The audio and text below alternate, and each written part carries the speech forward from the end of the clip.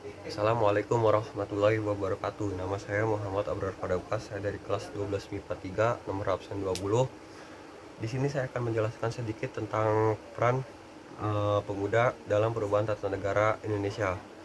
Kita semua tahu bahwa kemerdekaan bangsa dan negara Indonesia ini tidak luput dari peran para pemuda.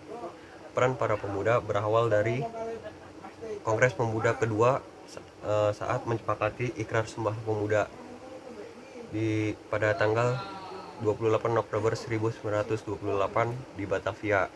Kita semua tentu sudah tahu isi Sumpah Pemuda. Dari isi teks Sumpah Pemuda ini kita harus belajar betapa pentingnya peranan para pemuda pada masa itu. Setiap kalimat pada teks Sumpah Pemuda dimaknai sebagai gerakan mempersatukan seluruh bangsa Indonesia yang terdiri dari berbagai suku, agama, bahasa yang berbeda.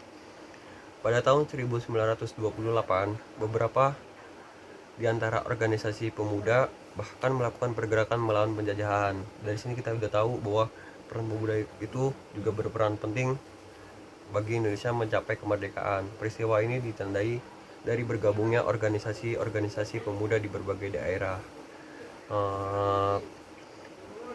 Masih pada era yang sama, tepatnya tahun 1939, beberapa organisasi kepemudaan bernafaskan agama pun terbentuk, seperti Pemuda Islam Indonesia, Pemuda Muhammadiyah, Pemuda Persikatan Ulama, Pemuda Persatuan Islam, dan Ansor Nahdlatul Ulama. Kelompok pemuda lainnya pun turut berdiri seperti Persatuan Pergerakan Pemuda Kristen, Muda Katolik, Persatuan Pemuda Tan Mahasiswa, dan lainnya.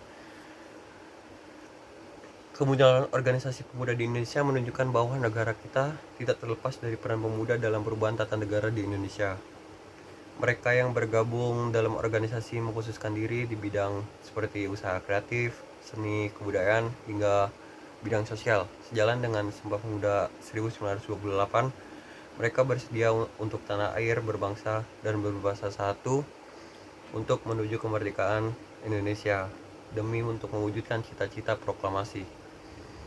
Berbicara soal peran pemuda pada masa kemerdekaan tentu tak bisa lepas dari sistem politik di Indonesia. Pada saat itu digunakan sebagai cara menguatkan persatuan dan kesatuan, mempersatukan dan berjuang melunasi janji-janji kemerdekaan Republik Indonesia.